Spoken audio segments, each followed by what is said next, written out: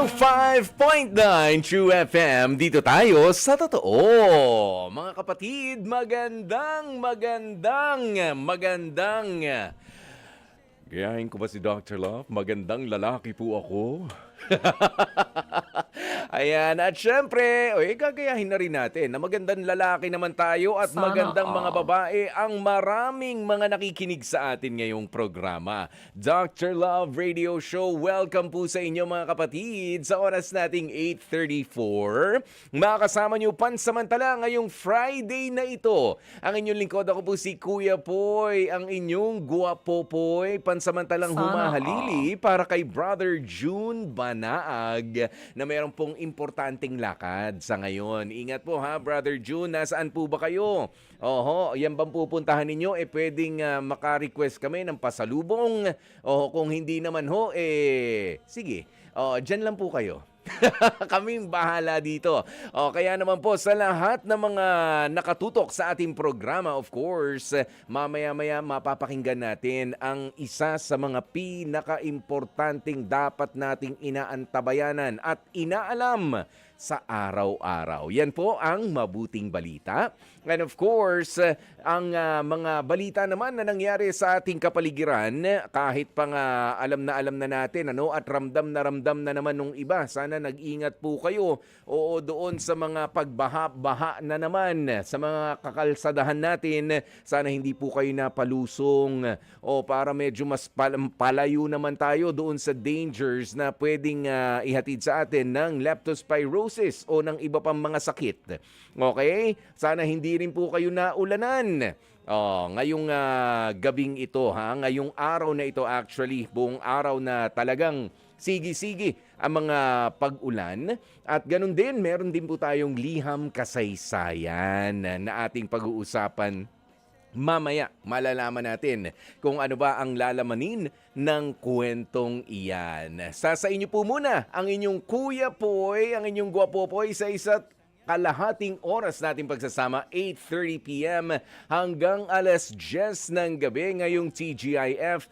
Thank God, it's Friday. Yan. At syempre, tayo nga po ay napapakinggan na sa 105.9 dito sa Metro and Mega Manila at sa 106.7 sa Davao, 101.9 Cebu at Negros, 101.5 Cagayan de Oro, sa 99.9 FM Dream Radio Ormoc at sa 107.9 Kaboses Radio Tacloban. At sabayan din po tayong napapanood, kaya naman nag-ayos pa talaga ako ng bangs ko ngayon.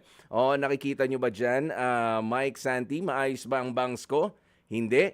Sige, magsusumbrero tayo mamaya, ha? Halata ba? Masyado ba mong plakadong-plakado ba? Oo, plakadong-plakado, Sir Rome, na nagmukhang peluka. Uy, tunay pa yan, ha? Tunay pa yan. Kasi umidlip naman ako kanina pagkatapos nung heart to heart. Pagising, naka-wax yan kanina nag-shower na tayo. Inalis na natin yung wax para mamaya diretso rin sa pahinga. Medyo medyo flat nga. Oo, ikaw talaga, Santi, ha? Ayan, di bale, terno yan nakaterno. Ayan, nakaterno ang buhok ko sa ilong ko. Parehong flat. Ayan. Okay, sige. Sabay nga rin po tayo napapakinggan sa True TV, Signal Channel 19. At ganun din sa Satellite Channel 19. Ayan, bakit 19? Syempre, naintindihan po namin na yun ang pwede ninyong madaling matandaan. Diba? Diyan tayo laging nagkakaintindihan sa Channel 19, sa True TV. Para sa mga totoong balitaan natin, hindi lamang po naman dito sa Dr. Love, hindi lamang din sa programa ko sa Heart to Heart, 'di ba? Marami. Sa public service na mga balitaan, naintindihan po namin 19. Ayan, naintindihan po namin. Para hindi nyo nalilimutan, kaya Channel 19 tayo sa Signal TV at sa Satellite Channel 19. At syempre, huwag din pong kalilimutan na mag-subscribe sa ating mga social media account, sa ating YouTube channel at maging sa Facebook Facebook, hanapin lamang po at True Network PH. One word po yan ha, at True Network PH. Okay? At 39 minutes makalipas ang alas 8 ng gabi, 8:39 sa ating pagbabalik, ihahatid na po natin ang mabuting balita.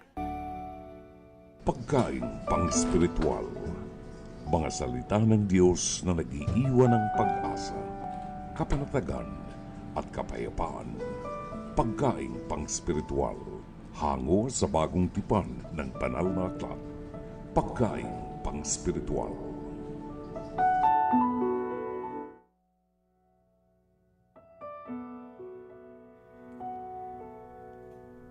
Ang mabuting balita ayon kay Mateo, 22 kabanata nagsisimula sa 34 na talata. Nagtipon-tipon ang mga Pariseo nang mabalitaan nilang napatahimik ni Jesus ang mga Saduceo. Isa sa kanila na dalubhasa sa kautusan ang nagtanong kay Jesus upang subukin ito. Guro, alin po ang pinakamahalagang utos sa kautusan? Tanong niya.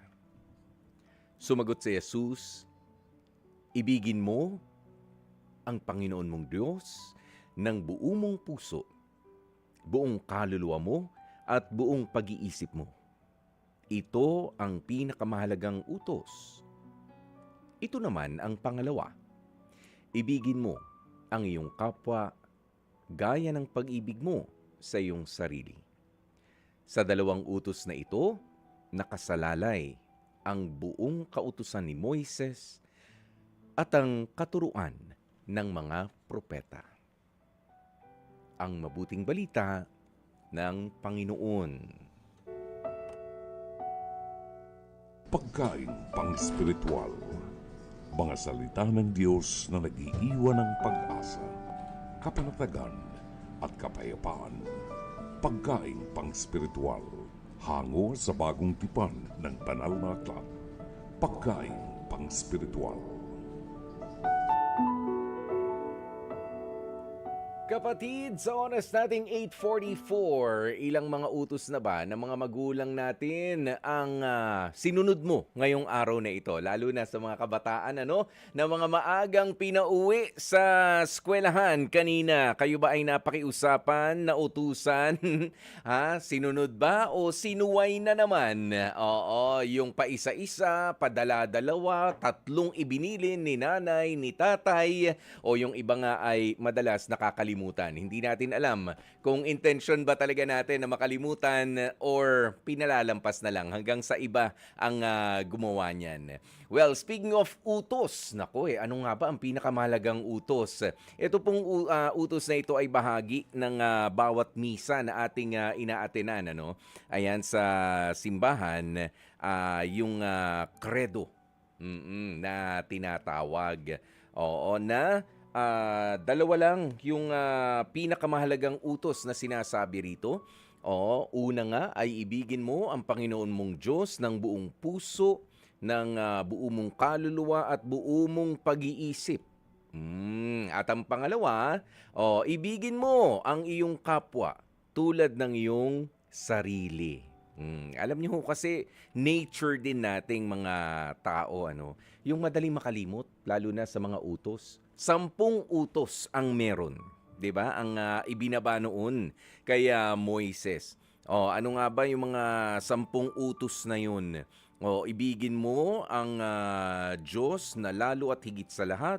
Pangalawang utos, huwag kang sasamba sa mga Diyos-Diyosan. Pangatlo, ipangilin mo ang araw ng Sabat. Pang-apat, galangin mo ang iyong ama't ina. Panglima, huwag kang papatay. Pang-anim, huwag kang makikiapid sa hindi mo asawa. Pang-7, huwag kang magnakaw. Pang-8, huwag kang magbibintang at huwag kang magsisinungaling. Pang-9, huwag kang magnanasa sa hindi mo pag-aari. Pang-10, huwag kang magnanasa sa hindi mo asawa. Diba? 10 yan. makakabisado nga kaya natin bilang mga tao. Na alam nyo naman tayo, napaka-busy, ayan, kapag ka ganito mga usapan, madaling mga nakakalimot. Di ba? Sinamarize na nga lang sa dalawa, nagkakamali pa. 'Di ba? Kaya iyan ang pinakamahalagang utos. Kung mapapansin po ninyo, no, dito sa dalawang utos na sinabi na pinakamahalagang utos, dun pa rin napapaloob yung 10 na iniutos para sa atin. Para maging mabuting mga Kristiyano, mabuting tagasunod. 'Di ba? Kaya sinimplify pero meron ho talagang pagsasakripisyo. Kailangan meron tayong pagpipigil, merong disiplina sa ating pamumuhay. Hindi yung banat ng banat na gusto ko ng ganito. Gusto ko niyan. Rico, gusto ko magkaroon ng ganun. Gusto ko ng isang kotse. Kaya pa 2. Kahit na 40, 100 pa nga raw yata paano kaya natin kukunin yan? Flood control projects? Makakakuha ng ganun. Maneho mo pa ba yun?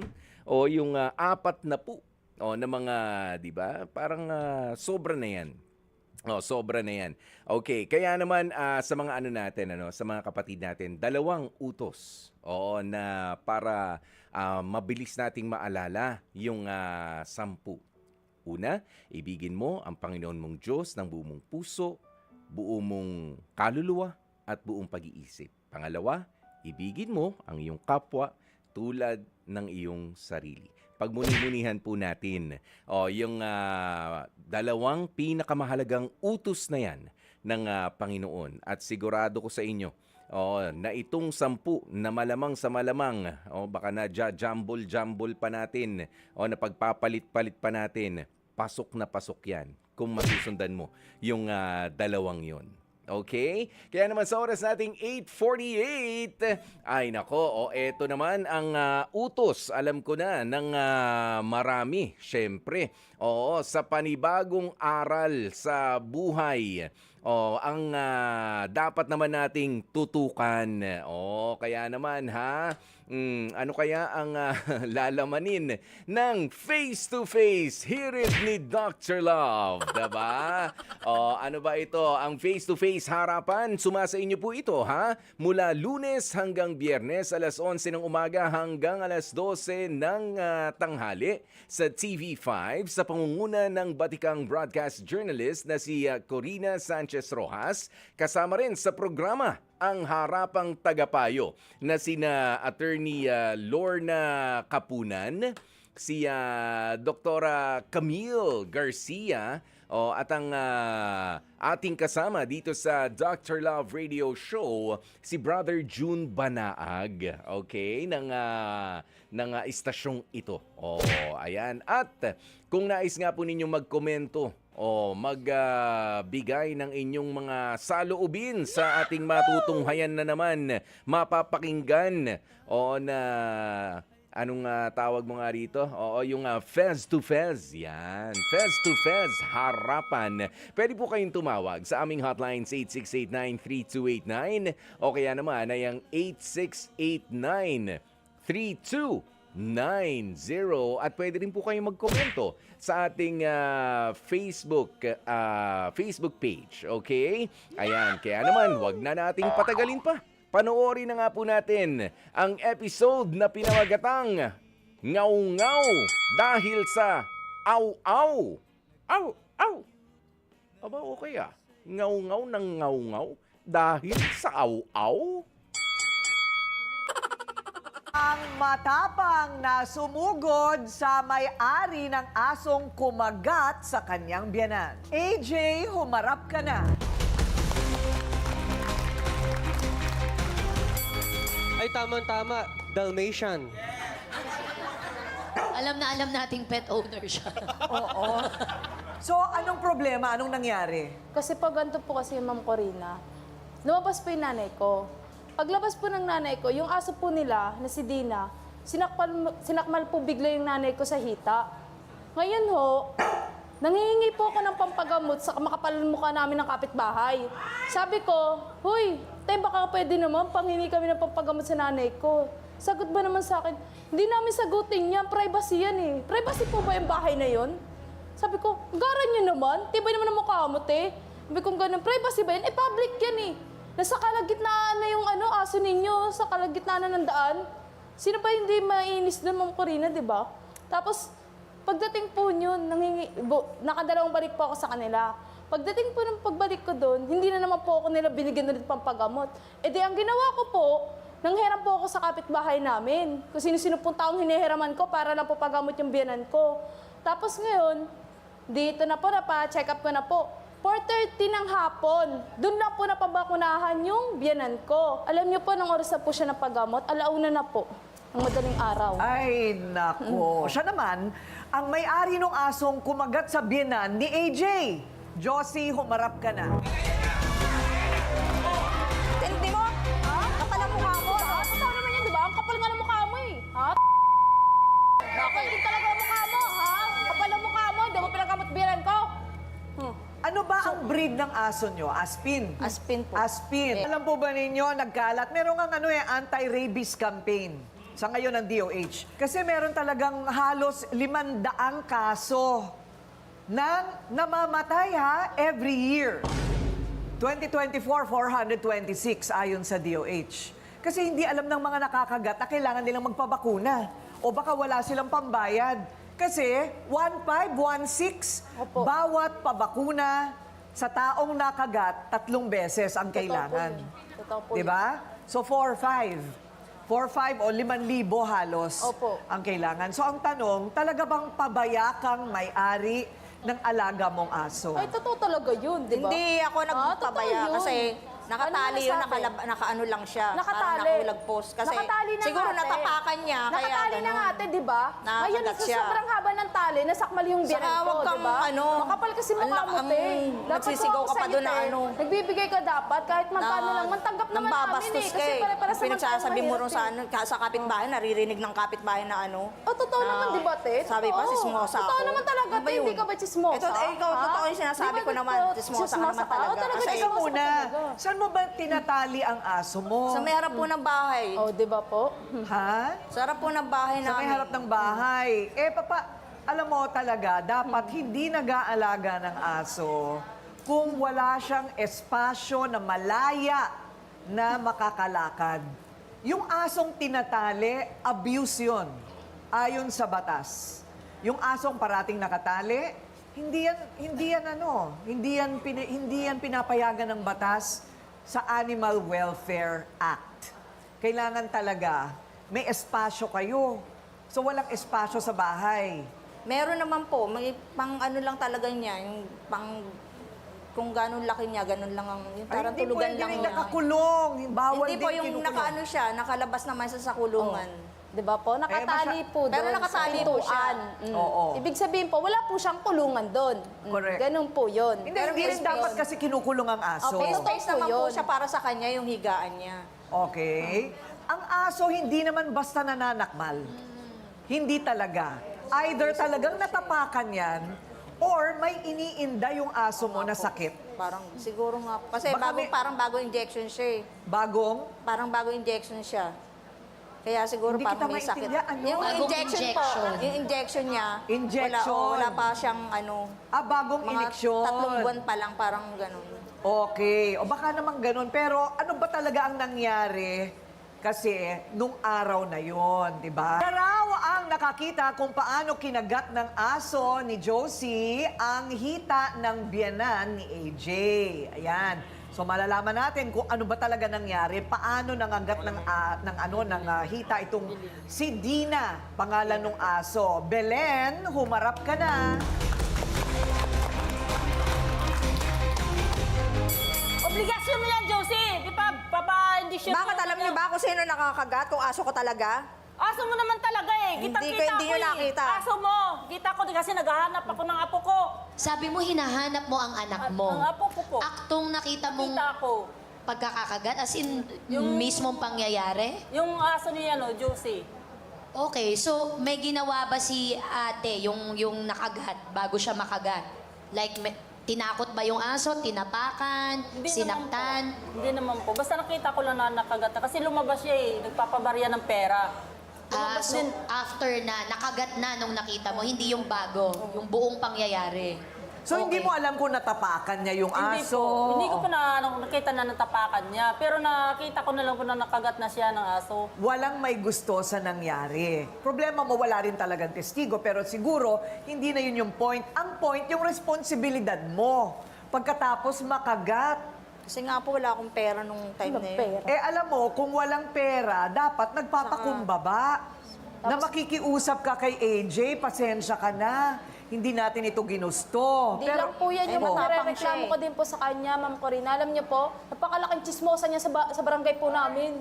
Bakit? Ito po yung paano po yung Totoo kami yan, namin Jin. mag-asawa, Totoo chinichismis yun. niya makapal ang mukha ang babae na yan. Totoo kasi malakas ang Oo, boses totoo, niya pag talaga, nag-uusap kayo talaga. mag-asawa. Wala kami doon pakialam kung mag-away man kami ng Kaya asawa ko. hindi ako kung totoo nagchichismis, sila. naririnig ng mga Kaya kasi kapitbahay namin ko yung sinasabi mag-away, niyo. tsaka kung totoo sila, wala ka na Para doon, kayo labas ka nasa na doon. Ha? TV, Chinichismis mo pa sa teleserye, kapitbahay namin. kung mag-ano Ha? sila, Kapal naman ang mag-usap. mukha mo.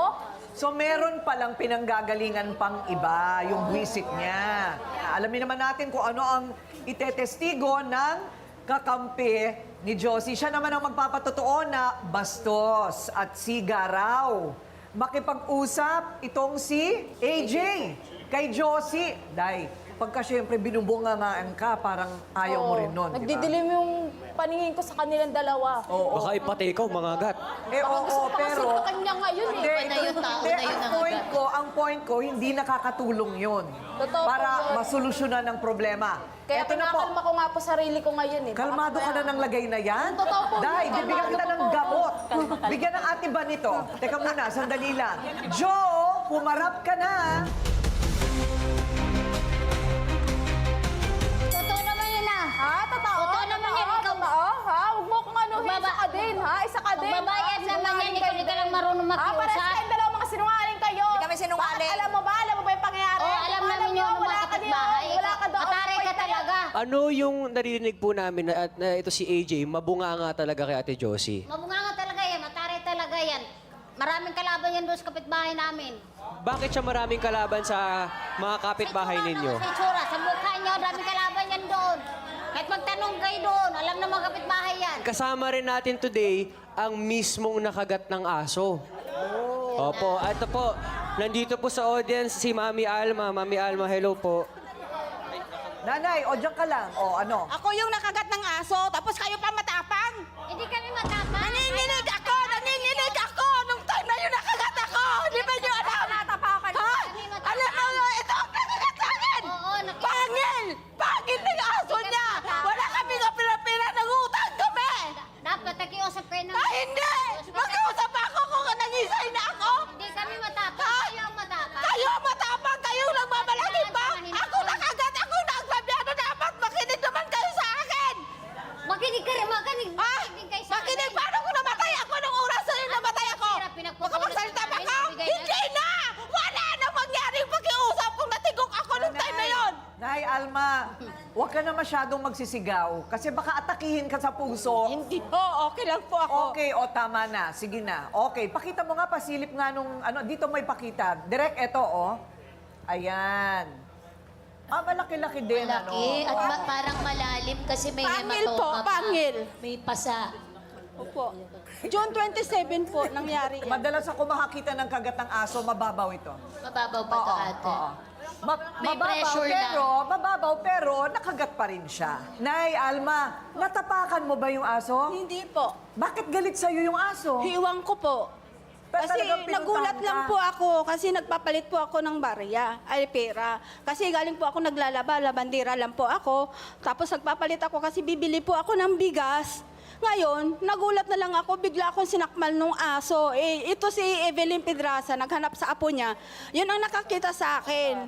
Kaya inalalayan niya ako, nanginginig kasi ako. Nanginginig ako, sa sobrang takot nilalagnat pa ako. Eh Ayun. ngayon, sumugod to si EJ sa bahay Pero nila. mabuti naman nakahanap kayo ng paraan kahit paano para mapaturukan Opo. siya. Nagmadali na po ako niyang magagilip ng pera. Ayun. Okay, Para po okay. mapagamot O, siya. sige. Para sa mga dog lovers, parang anak na nila ang kanilang mga aso. Kaya pagka medyo napunta sa masamang sitwasyon, defensive din sila, di ba? Kasi mahal na mahal nila. Okay, bago ang opinyon ng mga Miron, eto, para mas mabigyan tayo ng ekspertong kaalaman tungkol sa rabies, makakausap natin ngayon dito sa studio isang eksperto. Ito po si Dr. Mitzi Padrinao. Siya po ang presidente ng Philippine Animal Hospitals Association. Doc, hello! Hello po. So pagka ganun po, kunwari, yung sinasabi niya, tama po ba na ilang beses ba dapat turukan ng aso sa anti-rabies? Actually po, dahil mataas, actually napapanahon tong nangyayari sa atin ngayon kasi mataas ang incidence ng rabies ngayon dito sa Philippines. Dapat po, pagdating ng ika-3 buwan na edad ng alaga po natin, pababakunahan na natin. Usually, sa atin, inuulit po natin yan. Pag puppy, 3 months old, then inuulit namin after 6 months, and then once a year po talagang kailangan pabakunahan yung alaga nating aso. At nagbibigay po tayo ng vaccination certificate. So halimbawa, nakakagat po ang inyong alaga. Kailangan hawak-hawak nyo yun. Para ipapakita nyo dun sa nakagat, wag po kayo mag-alala, may bakunado po yung alaga ko. Pwede ko siyang obserbahan ng 7 to 14 days. Ganun po yun. 7 to 14 days kung napabakunahan. Ako- Sino po ang obserbahan? Aso o yung nakagat? Yung aso po muna. Kasi po ganito yun, kailangan po nating malaman muna kung ano talaga yung behavior ng alaga ninyo, kung mahilig po ba talaga siyang mangagat. Ilan na po ba yung kinagat niya? Kasi po kung mahilig siya talagang mangagat, attitude niya na yon, kailangan talaga siyang pabakunahan taon-taon. Kung hindi po, magbabayad po kayo talaga ng nakagat niya. Ng danyos pati, iba pa yung danyos. Yes. Dito naman kay nanay, tama lang ba na kahit nabakunahan na yung aso, doktor, kailangan pa rin niya magpabakuna? Actually po, Miss Josie, Ma'am Josie, kung wala po kayong mapakitang vaccination certificate, hindi po natin i-consider na nabakunahan yung aso ninyo. Kasi kahit pumunta po tayo ng barangay, wala po silang record doon kasi yun ay mass vaccination. Ibig sabihin, pag binakunahan yung aso nyo, bibigyan kayo ng certificate. Yun po yung tanda na nabakunahan. Kasi po hindi sila nagtatabi ng record ng lahat ng nabakunahan nila. Sa inyo naman po, yung nakakagat po, yun nga po, mag-uusap-usap kayo kung ano po yung dapat gawin. Kasi i-consider po natin hindi bakunado yung alaga nyo, magpapabakuna talaga sila kasi depende po sa area ng kagat. Buti na lang po si Nanay Alma, dito po sa hita. So medyo matagal pa po ang observation. Kailangan po munang maobserbahan yung alaga nyo for 7 to 14 days. Pag hindi po yan namatay, ibig sabihin wala pong rabies yung alaga ninyo. Ay, ganun po ba yun? Pagka hindi nabakunahan ng dog at nakakagat, mamamatay sila? Kung positive po ng rabies, lagi po nating tatandaan, ang rabies virus po ay hindi inborn sa alaga nating aso at pusa. Ito po ay sakit, ito po ay viral infection na po pwedeng maitransfer sa iba't ibang alaga. So ang mga aso natin ngayon, basta healthy, laging bakunado, hindi po siya talaga tatamaan ng rabies. Kaya pumapasok po doon yung pagiging responsable natin sa mga alaga natin. Kahit asong bahay, kailangan pabakunahan. Mas maganda po. Bakit po? Kasi syempre, nasa loob sila ng bahay, pero lagi nating tatandaan ang affected ng rabies, yan po ay hindi na normal ang kanilang pag-iisip. Pwede silang maghanap ng ibang aso, lahat ng movable object, pwede nilang kagatin. For example, pusa, siya ay nakakatawid sa pader natin. Pwedeng makagat niya yung asong nasa loob ng bahay or nakakulong. So pwede pa rin silang magdala ng rabies sa loob ng bahay natin, kahit po siya ay asong bahay lamang. So every year dapat pinapabakunahan ng anti-rabies ang inyong aso. Ayan, Doc, thank you very much. So ayan na. So, Dr. Love, hindi ba may patron saint for animals? Saint Francis of Assisi? Si St. Francis actually, at saka si San Roque sa mga aso, no? St. Francis is very close to birds, mga hayop. Also, yung Dominican Saint Martin de Porres. Well, anyway, sa nakikita ko rito, na-establish na po natin, Ate Coring, na may pananagutan ng may-ari ng aso. Sa mga nag-aalaga ng aso, katulad ko, mapagmahal din sa aso, mahilig din po sa aso. Tandaan natin, ang aso ay hindi po tao. At hindi natin masusugalan ang mood ng aso, kahit anong bait ng aso. Lalo na kung natatreten ang aso. Lalo na kung nagugutom o hindi nakakaramdam ng pagmamahal ang aso. Paano mo may paliliwanag sa akin na mahal ko ang asong ito kung ito'y nakatali? See? So ang aso maaaring gumagalaw ang kaisipan niya, may anger sa kanya kasi nakatali siya, hindi siya makagala. Hindi niya nararamdaman yung pagmamahal talaga, no? So anytime maaaring tumalon pag may dumaan dahil na-trigger siya. So aso yan no? So dapat nating pag-aralan. Maghati, mag-share na lang kayo. Ang pinakamagandang nakikita natin dito, yung kababaang loob. Whether you like it or not, pag-aari mong aso, may pananagutan ka at mas makabubuti na magpakababang loob tayo, makiusap. No? Walang masama doon. At doon lamang tayo maibabalik sa isang magandang sitwasyon. 105.9 True FM, dito tayo sa totoo. Napakaganda naman ang awitin na yon ng Boyfriends, Dahil Mahal Kita, na syempre may kinalaman para ngayong buwan na ito ng Agosto. O dahil buwan buwan ng hika ho ngayon. Buwan ng wika ba? Wika? O kala, dahil mahal kita sa'yo. Parang hinihika, no? Yan yung mga style noong 70s, ano? ng mga kanta, di ba? Na swabing-swabe naman talaga. Mabentang mabenta sa mga videoke, di ba? Dahil mahal kita. Kahit nga yung mga kabataan ngayon, kayang-kayang sabayan yan. Oo, di ba? At syempre, nako tayo, ay tumatanggap na nga po, ng mga komento. Ayan, maraming mga nagko-comment dito, doon sa Fez to Fez. Hirit ni Dr. Love kanina. Ito na nga rin po ang inyong mga hirit. Sabi ni Susana Arina, ang aso na alaga dapat nakatali. Okay. Ang aso na alaga dapat nakatali pag ligaw ang aso. Ano ba talaga? Yung alaga o yung ligaw ang nakatali? Hindi, ang bottom line dito, di ba, parang gusto natin ay safe. O kapag kapakalat-kalat dyan, ay mali yun. O kahit pa nga sabi mo, hindi mabait yan, hindi maamo yan. Tao nga mabait daw. Pero biglang nananakit. Yung aso pa. Na pagka nakursunadahan, syempre, dedepensahan niya yung sarili niya. Kaya hindi rin dapat napakalat-kalat sa kakalsadahan. Bukod dyan, nagkakalat din ang mga aso. Na pinagkaiba na naman yan sa mga tao. Hindi ho ba? Para hindi nakakapangagat. Kailangan merong responsable dyan. Hindi po ang mga aso, minamahal natin yan. Mahal tayo, di ba? Pinoprotektahan tayo bilang mga amo. Dapat meron din tayong sense of responsibility sa kanila. Ayan, si Rowel Puno naman, may puwang. Hindi pala yan. Iba pala yung kanyang iba pala yung kanyang komento. Ito si Lance Sabellion, sabi niya, nako, ito ang comment ko sa face-to-face episode natin. Ang bottom line po rito, kung may alagang aso o kung ano pa mang hayop yan, marapat na maging responsableng pet owner tayo. At higit sa lahat, responsableng sagutin ang anumang kailangan ng nakagat. Katulad niyan, pagpapabakuna. 'Di ba? Natural, may pila ho kapag ganyang magpapabakuna ka. 'Di ba? Ako yung in fairness, just a few months ago, yung yung panganay kong anak, nakagat ng aso ng kapitbahay, kaibigan naman, 'di ba? Pero just to be safe, ipina-inectionan pa rin. 'Di ba? Doon nga ako nakasakay ulit ng sabi ko, maganda pala tong ganitong sasakyan. Sinamahan ko yung anak ko emergency. 'Di ba? Samahan na yung bata, ganyan, halika na, pasensya na po kayo. Kung todo, sorry na yung kapitbahay, mga kaibigan mo pa yon, 'di ba? Kakilala mo pa yon.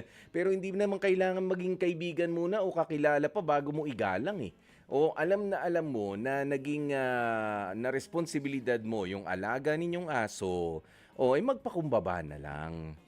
Yung ang sinasabi kanina ni Dr. Love, 'di ba?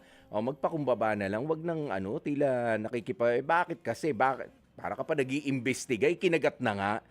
Baka sa pag-uusap ninyo sige na, bumabiyahe na rin yung rabies yung rabies, 'di ba? Sabi nung iba.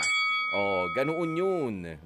Ayan, sabi naman ni Nahum Pulmones, For me, as a pet owner, it takes responsibility to take care of your pet, even dogs. But regardless of who we are, we need to have heart and mercy for all animals. Ayan. Avid listener po ako mula sa Montalban, probinsya ng Rizal.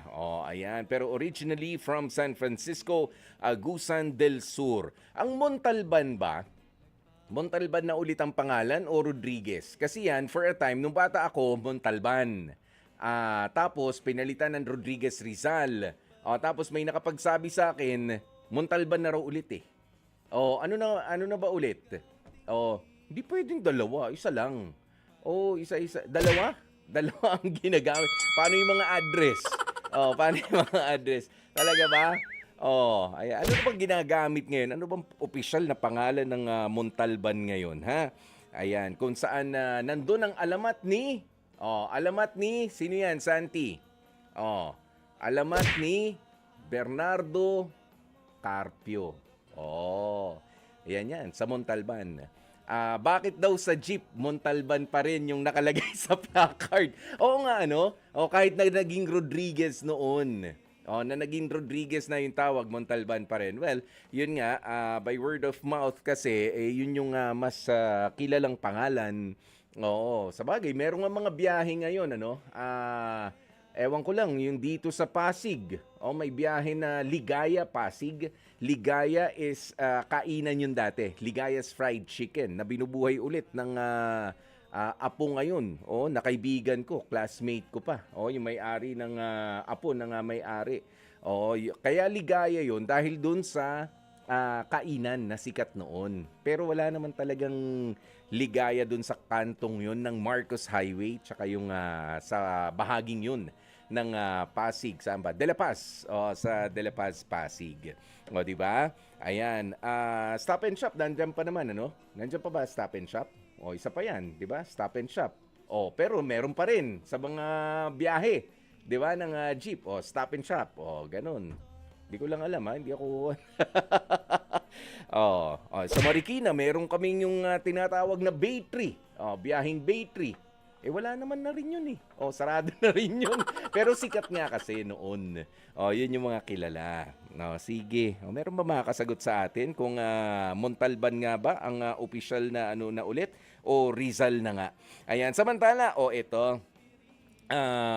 Pabati naman po nandito sa Los Angeles. Happy weekend po sa inyo. Si Edwin Romero. Magandang gabi po sa inyo o umaga dyan sa Los Angeles, California. Maraming salamat sa inyong pagtutok. Ayan, at 27 minutes makalipas ang alas 9. Naku parang 27. Para naman nagpapaalala na naman kayo na birthday na naman ako sa August 27, malapit-lapit na. Ito na naman pagkakataon ko para makapagparinig tuloy.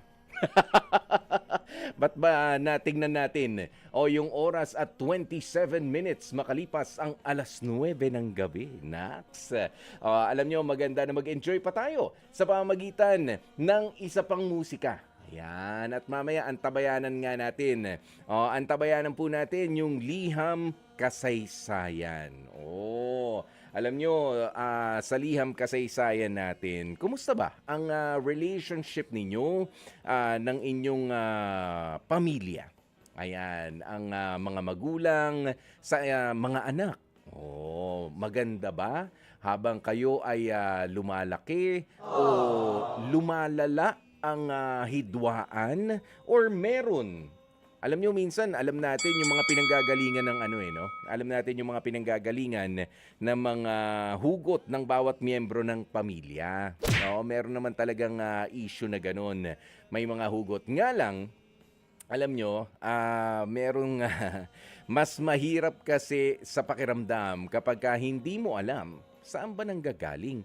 Yung parang bigat ng mga salita, yung bigat ng loob, lalo na kung ito ay nanggagaling sa importante na miyembro ng pamilya. Yan po ang ating mga magulang. Yan yung question na parang ang hirap sagutin. Madaling tanungin kung gugustuhin mo. Pero tila ba magkaka World War III kapag sa loob ng bahay ninyo.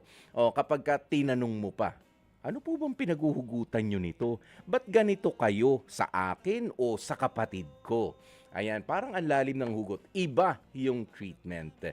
Yan po ang malalaman natin sa Liham Kasaysayan mamaya. Kaya naman manatiling nakatutok dito lamang po sa Dr. Love Radio Show with yours truly. Ako po, si Kuya Poy. 9:37 manatiling nakatutok dito sa 105.9 True FM. Ito ang Dr. Love Radio Show with yours truly, Kuya Poy. Kumusta po ba ang inyong mga biyahe ngayon sa lahat ng mga nasa kakalsadahan pa rin, lalo na doon sa mga pepwesto na sa kanilang mga inihanda para sa ating long weekend? Aba, meron ba? O, nandyan lang sa bahay, walang problema. Para sa lahat ng mga pagod na, baka ang kailangan lang naman ay pahinga. 'Di ba? Wala hong masama dyan. At syempre, nakakatulong kasi na meron ka namang iba nakikita. Nare-refresh ka. 'Di ba? Nare-recharge ka rin. Kahit nakakapagod sa biyahe, pero yung mga memories na nakukuha mo, yung experience, yung nalalanghap mong hangin. O, 'di ba? O, talagang talagang ininggit pa kami, nagsyargaw. O, para dinner lang. O, para mag-dinner. Ang sarap, no? Kung meron lang talaga, kung mabilis lang talaga ang mga biyahe dito mula sa Metro Manila papunta sa magagandang mga lugar dito sa atin sa Pilipinas, kung mura, convenient ang biyahe, ang sarap sigurong gawin yan. Kahit na isang magdamag o 2 araw na magkasunod, kahit bumalik ka na sa trabaho, okay, hindi. Sa traffic pa lang, bugbog ka na. Oo, mas mahirap pa nga yung biyahe. Alam nyo ba kanina?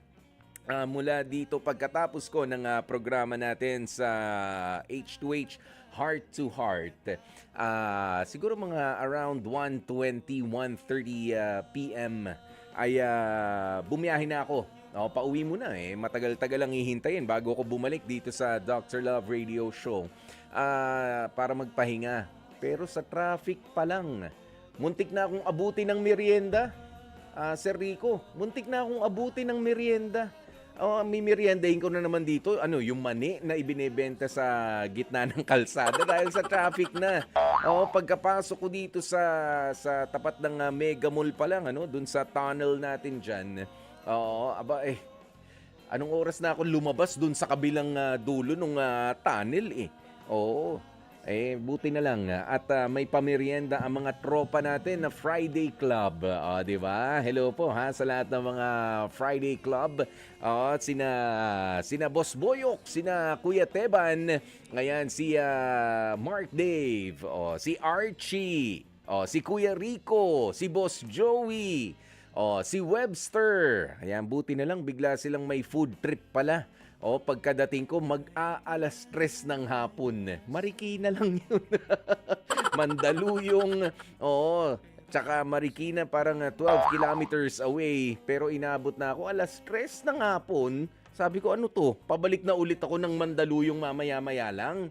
Sa tagal nung biyahe. Ganon Pero sabi ko nga wala kailangan nating sana nga masolusyonan na yung traffic but then again naintindihan naman natin na yung iba nga nag-cancel ng klase na midday at yung iba siguro ay talagang sabi ko mas mahirap pa rin ang kalagayan nilang mga binaha na naman diyan sa bandang Maynila, diyan sa bandang Pasay. 'Di ba? Na mga pinasok na naman ng tubig, tayo papahipahinga na, pa-relax ng bahagya pero sila malamang naglilimas pa. Naglilinis pa ng kanilang mga bahay para merong mapagpahingahan. Kaya naman po habang kayo ay medyo napapagod na rin sa mga isipin sa inyong mga tahanan pero nakabukas ang inyong radyo at nakikinig dito sa Dr. Love, hayaan yung ma-divert naman kayo. At nilipas din yung mga pagsubok na yan sa mga kapatid po natin. At sana nga malakihang malakihang pagbabago ang makita natin sa mga susunod na panahon. Lalo na at ayan na. Isa-isa na talagang nagkakabistuhan. Na meron talaga mga anomalya kung bakit kung bakit tayo patuloy na binabaha hindi lang po dito sa Metro Manila kundi sa iba't ibang mga lugar pa dito sa Pilipinas. Samantala, batiin nga po natin, ayan, i-refresh lamang natin ang ating FB account. Ayan, sina Vincent Garcia, ayan, ay nandito. Maraming salamat. And of course, ayan, one of my alam ko, napaka-silent supporter talaga nito ever since. Si Sergio Gonzales. Ayan, kahit na paminsan-minsan nawawala masyadong busy. Mag-PM ka nga. Hindi pala mag-PM. Mag-private message ka nga, Sergio. Bakit nawawala ka nitong mga nakaraang linggo, ha? Nakaka-miss din, mula doon sa pinanggalingan kong istasyon hanggang dito. Ayan, nakasuporta naman yan. Ayan, sina Julieta Sugitan.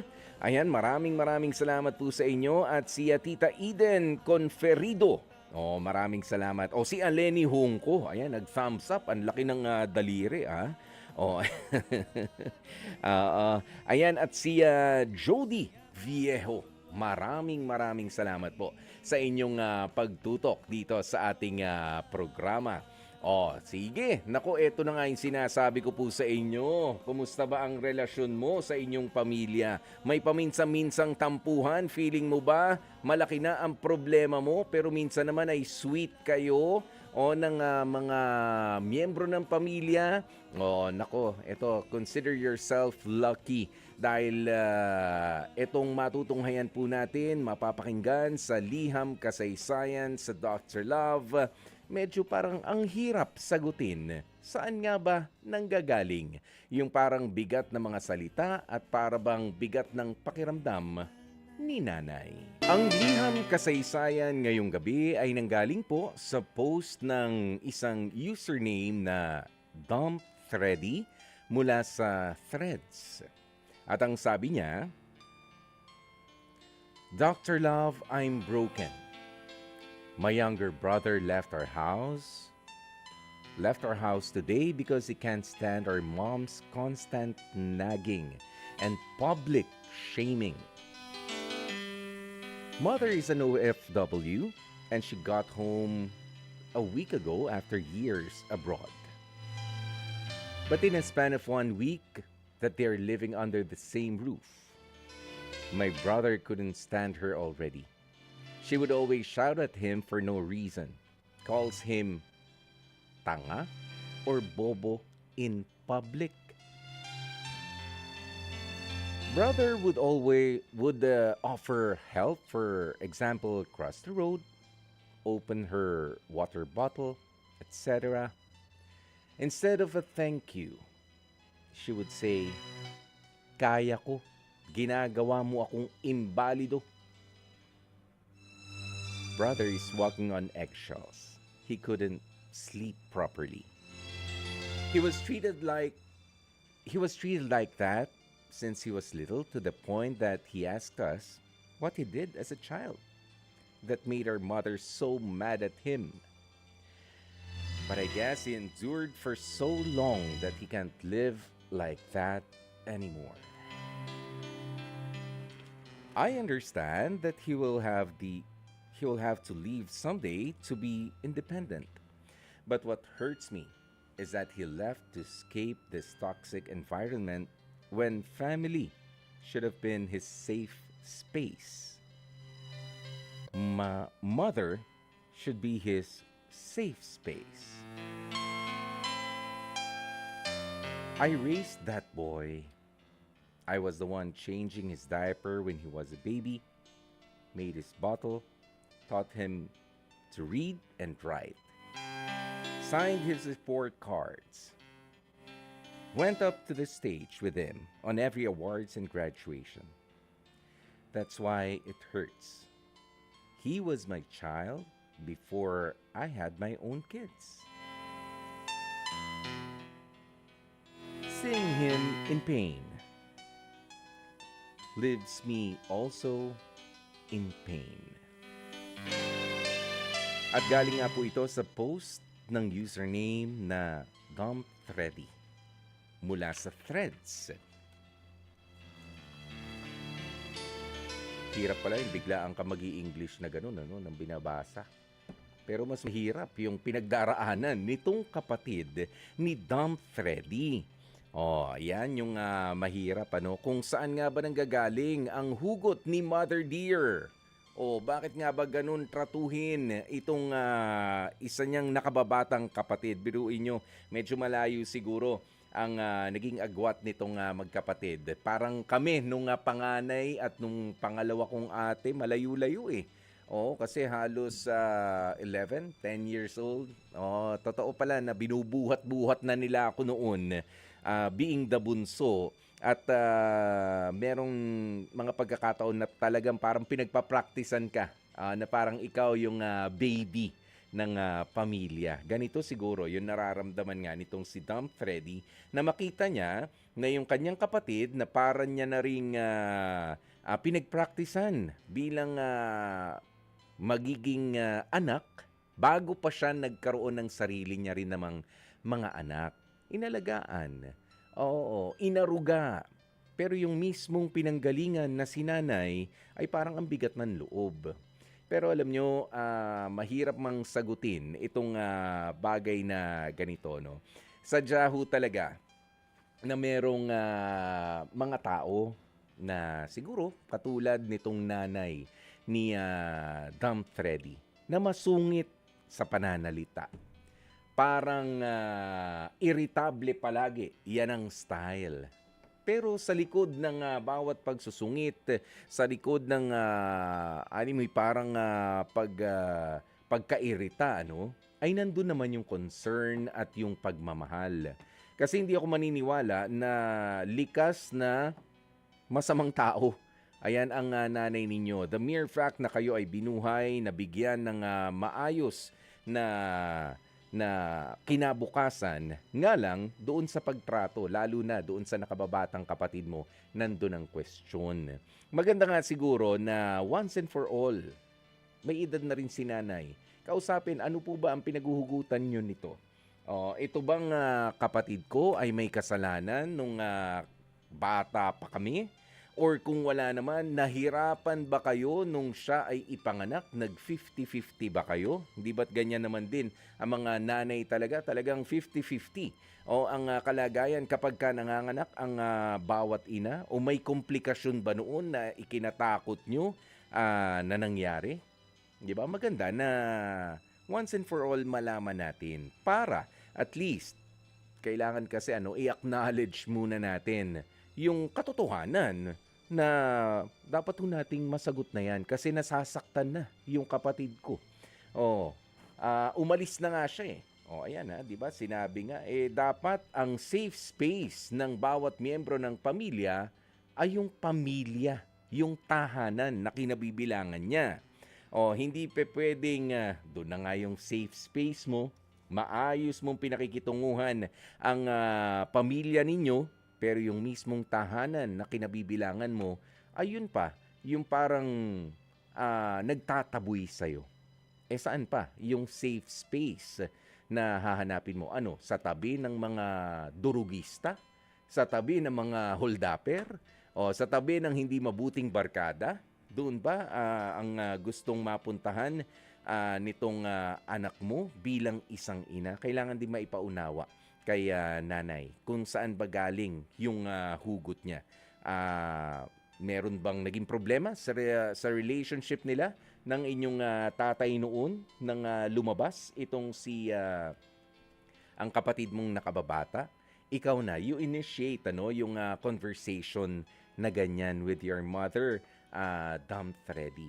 Magandang yan minsan ang pag-usapan ninyo ng seryoso. Para matulungan din at malaman din, nagmumukhang biktima na nga kasi yung kapatid mo ng pang-aabuso.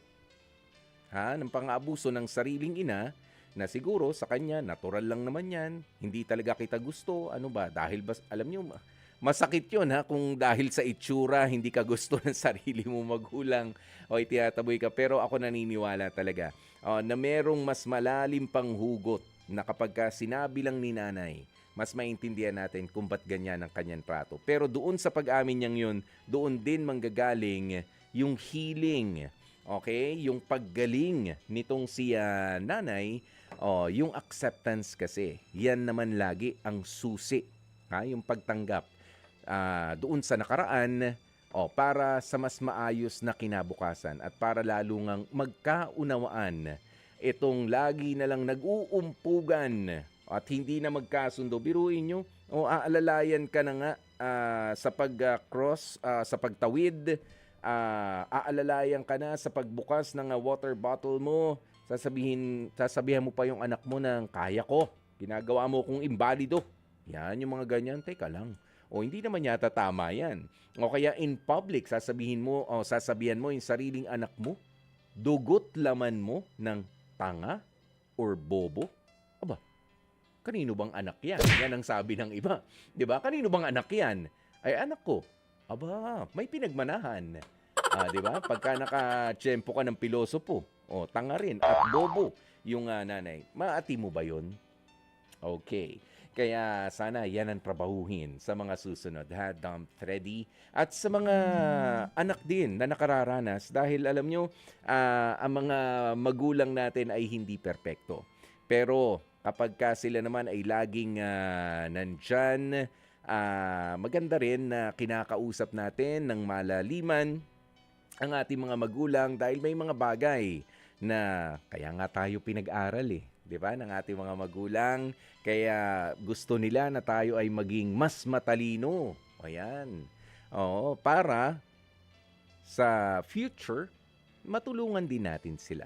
Lalo na kapag medyo kinakapos din ang kanilang pag-unawa sa mga bagay-bagay. Okay.